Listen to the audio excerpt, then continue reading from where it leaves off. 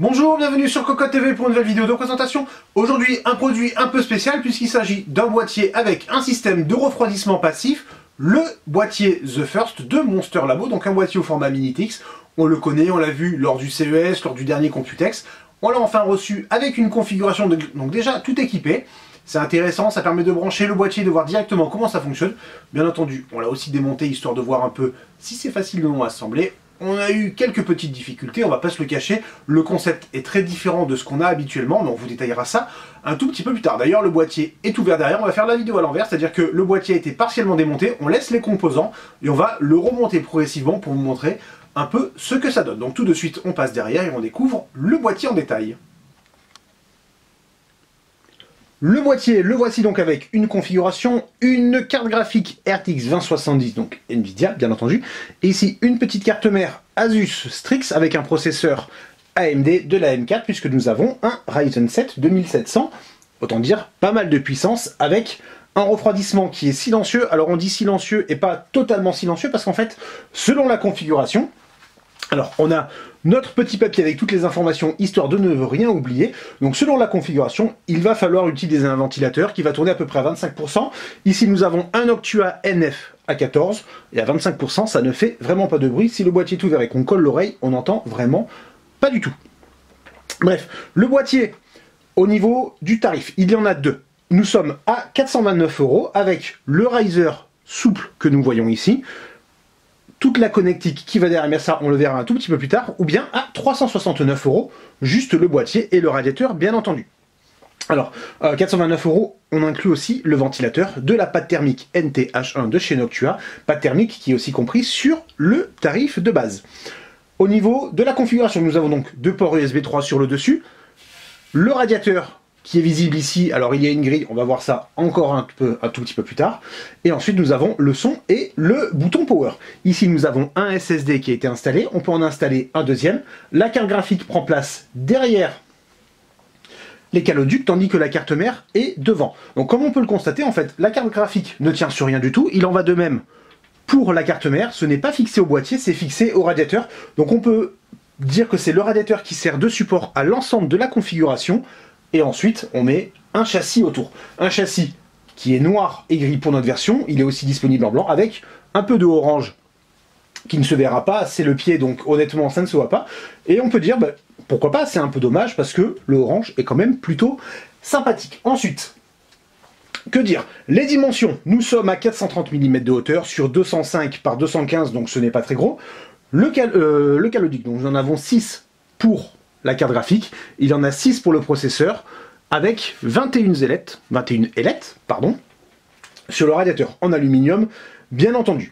Concrètement, qu'est-ce que ça permet de faire? Ça permet d'avoir une configuration avec un processeur de 95 watts de TDP et 190 watts de TDP, sans ventilateur, ce qui correspond à peu près à un processeur 8600K associé à une GTX 1060. Donc honnêtement, il y a quand même beaucoup de puissance. Si on veut passer au-dessus, par exemple, avec ce que nous avons, on met un ventilateur qui tourne quasiment pas, ça crée un petit flux d'air et ça permet d'aérer un peu mieux le boîtier.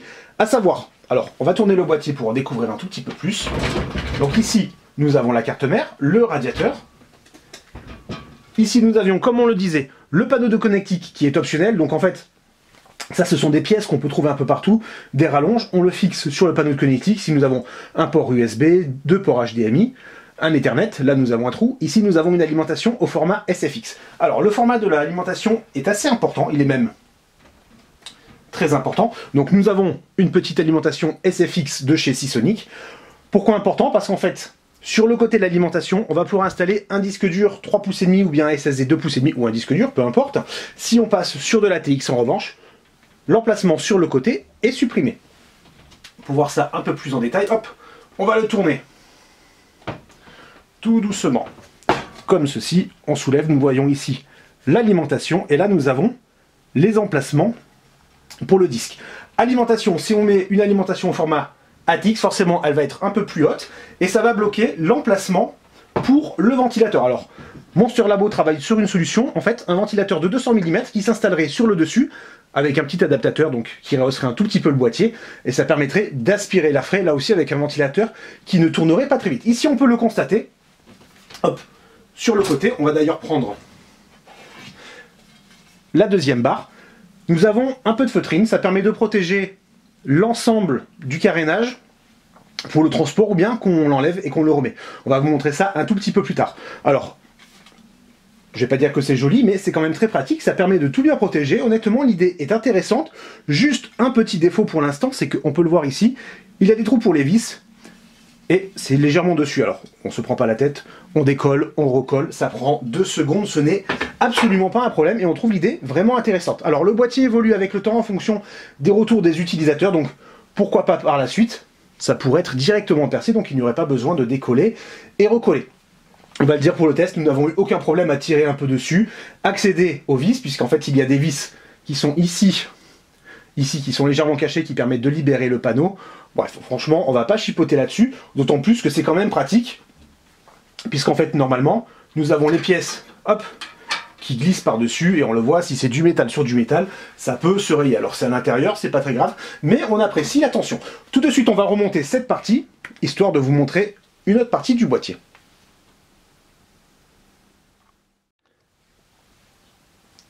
Nous avons donc remonté, hop, on recolle d'ailleurs tout doucement la petite feutrine ici, le montant ici, un montant qui est à enlever pour l'installation, tout simplement parce que ça permet d'accéder à la carte graphique, à la carte mère et au riser. Pour les SSD sur le côté, aucune difficulté, deux vis pour les deux SSD et c'est réglé. Si jamais on a un SSD M.2 selon la carte mère, ça va être super pratique. Par exemple, ici, il est à l'arrière, hop, ça s'installe en 2.2, il n'y a aucun problème. Pour le processeur et la carte graphique, c'est un peu différent. Alors, la première chose à installer, c'est la carte graphique. On va la mettre, c'est pas très compliqué, juste éventuellement. Alors on dit bien éventuellement, c'est un point de vue, c'est un ressenti, chacun aura son expérience. Cette vis avec le caloduc est un peu plus compliqué à atteindre que d'autres. Pour la carte mère, comme on fonctionne à l'aveugle, eh bien c'est pas évident, puisqu'en fait, on a le système de fixation qui est directement sur les caloducs. On met la carte mère, on tâtonne un peu, on fixe et c'est réglé. Pour le câblage, c'est quelque chose qui est à faire avant l'installation, donc ça demande un peu d'organisation. Monster Labo a fait énormément de vidéos qui détaillent toute l'installation du produit. On vous mettra un petit lien, ça vaut le coup d'œil si on est intéressé pour le boîtier. Ça permet vraiment de comprendre comment ça fonctionne. Il faut une alimentation modulaire, on va pas le cacher, c'est beaucoup plus simple. On branche les câbles nécessaires sur la carte mère, sur la carte graphique, on les fait passer tranquillement et ensuite on branche sur l'alimentation qui est en bas, ça permet de gagner énormément de temps et de ne pas se prendre la tête. Nous avons donc ici le radiateur sur le haut, c'est une très belle pièce, il est en noir, c'est juste pour un côté esthétique, c'est vraiment pas mal, on aime bien le design, on aimerait bien en orange aussi, on va pas le cacher. Radiateur qui déborde beaucoup plus de l'autre côté et on voit ici le ventilateur sur sa platine avec l'alimentation juste en dessous et on constate donc que si on passe sur une alimentation ATX, la platine n'est plus utilisable. Au niveau du reste, nous avons donc les petits caches ici qui vont prendre place sur le boîtier d'une manière assez simple. Hop, on prend, hop, on fait glisser tranquillement. On fait la même chose avec le cache gris intermédiaire. Alors bien entendu, une fois que c'est vissé, il n'y a plus aucun problème. Le gros cache noir, il y a le cache global. Dans ce sens, c'est plus simple sur l'arrière. Et au-dessus, nous avons deux caches. Alors, hop, on les récupère. Nous avons un premier cache qui est une grille en fait, qui va se poser sur le boîtier. Alors ça bouge un peu, c'est normal. Et ensuite, nous avons un deuxième cache avec des aimants. On met dessus et après ça ne bouge plus. Tout sera maintenu par le panneau supérieur. Alors ce n'est pas celui-ci.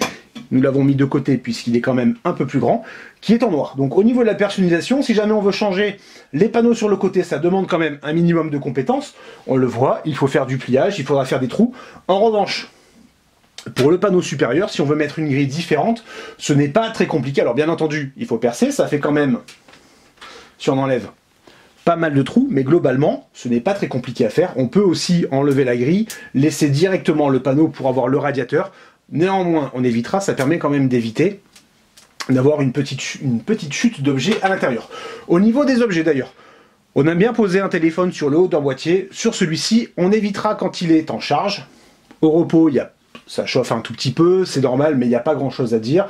En revanche, quand ça chauffe, donc un téléphone dessus, ce n'est pas forcément une bonne idée, tout comme une boisson d'ailleurs. Au niveau de la finition, nous on aime bien, c'est propre. Alors ce n'est pas parfait, forcément, il y a toujours des petits défauts. Par exemple, ici, nous avons le cache pour la connectique qui est en gris, on aurait peut-être préféré en noir, voire même en orange, pourquoi pas. Mais sinon, il n'y a rien à redire. Une fois que les trois pièces sont ensemble, on va le remonter pour vous le montrer. On a vraiment l'impression d'avoir un seul bloc, et ça, c'est quand même très très propre. On démonte tout le reste, on remonte, et on vous continue avec la vidéo. Le boîtier est de nouveau assemblé, comme on peut le voir, c'est quand même un monolithe avec juste cette bande grise ici qui casse tout le noir.